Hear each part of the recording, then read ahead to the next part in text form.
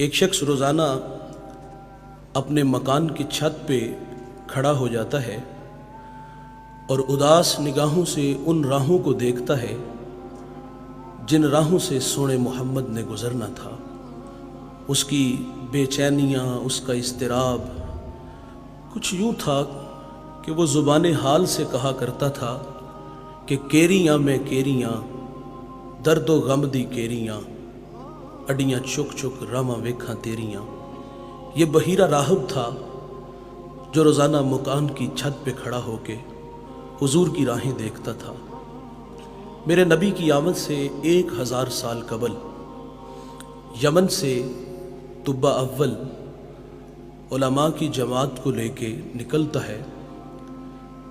جب سر راہ یثرب آیا تو علماء نے بتایا کہ یہ جا آخر الزماں محمد صلی اللہ علیہ وسلم کی ہجرت کی جا ہے، اور پھر انہوں نے معذرت بھی چالی کہ اب ہم یہاں سے آگے نہیں جائیں گے۔ اس نے پھر علماء کے لیے وہاں 300 گھر بنایا،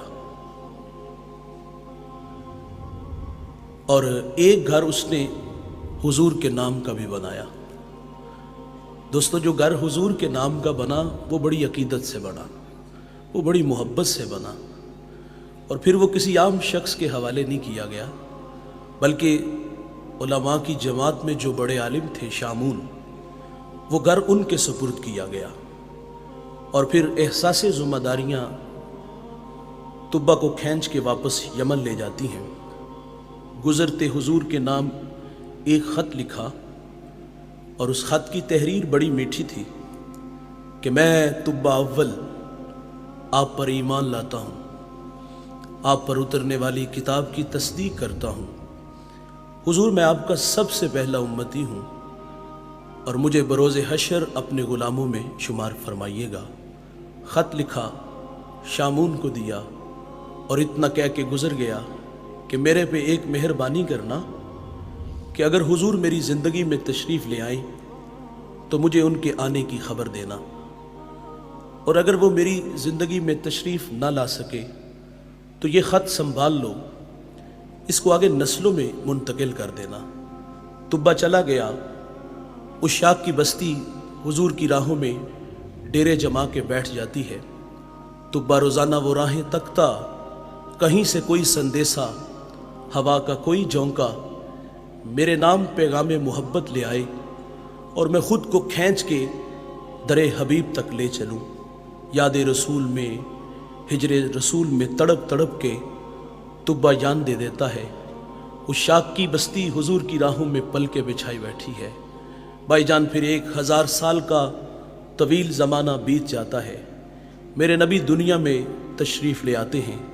مکہ المکرمہ میں 53 سال گزارے۔ اللہ کا حکم آیا کہ اب آپ ہجرت کر کے مدینہ تشریف لے جائیے۔ حضور مدینہ تشریف لے آئے، اور وہ خط جو 1000 سال پہلے حضور کے نام لکھا گیا تھا، مدینہ میں جس شخصیت تک پہنچا وہ مدینہ کا بڑا معتبر صحابی ہے۔ ان کا نام لے تو زبان میٹھی ہوتی ہے۔ ان کا شرف، ان کا اعزاز، ان کا فخر ہے۔ انہیں حضور کی میزبانی کا بھی اعزاز ملا ہے۔ اس شخصیت کا نام حضرت ابو ایوب انصاری رضی اللہ تعالی عنہ ہے۔ مشاورت سے یہ بات طے پائی کہ حضور مدینہ تشریف لائیں تو سب سے پہلے وہ خط جو حضور کے نام 1000 سال پہلے طبہ نے لکھا تھا وہ حضور کی خدمت میں پیش کیا جائے۔ اس کے لیے ابو لیلہ کا انتخاب کیا گیا۔ میرے نبی تشریف لے آتے ہیں، ابو لیلہ سامنے کھڑے ہیں۔ یہ منظر بڑا خوبصورت ہے۔ آقا ابو لیلہ کو دیکھ کے فرماتے ہیں، کیا آپ ابو لیلہ ہو؟ قال نعم، جی میں ابو لیلہ ہوں، لیکن یہ تو بتائیں کہ آپ کو کس نے بتایا؟ فرمایا، جس اللہ نے مجھے نبی بنایا۔ پھر میرے محبوب وہ محبت کی کہانی چھیڑتے ہیں کہ میری راہوں میں ایک دیوانہ میرے نام پیار چھوڑ گیا تھا، تو رسول اللہ فرماتے مجھے طبہ کا خط دے دو۔ بھائی جان، طبہ بھی حضور کی راہوں میں ہے، بحیرہ راہب بھی حضور کی راہوں میں ہے، اس شاخ کی بستی بھی حضور کی راہوں میں ہے۔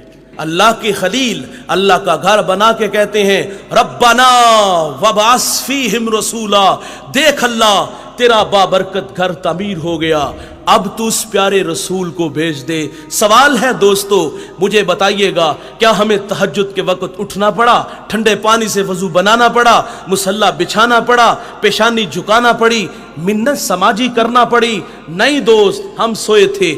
میرے حضرت فرماتے بخت سولہ نکلا، باد صبا کے جھونکوں نے پیغام دیا، مدینے سے ٹھنڈی ہواؤں نے سندیسے دیے۔ آنکھ کھلتی ہے تو ماحول کی تازگی بتا دیتی ہے، مبارک ہو کہ تم محمد کے غلام بن کر آ رہے ہو۔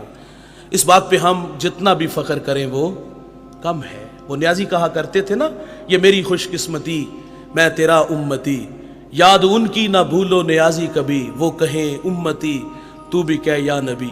میں ہوں حاضر تیری چاکری کے لیے، فخر کا دل میں دریچہ باز کرنا چاہیے، جن کا تو آقا ہے ان کو ناز کرنا چاہیے۔ یہ ہمارا اعزاز ہے بھائی، ہم حضور کے بن کے آئے ہیں۔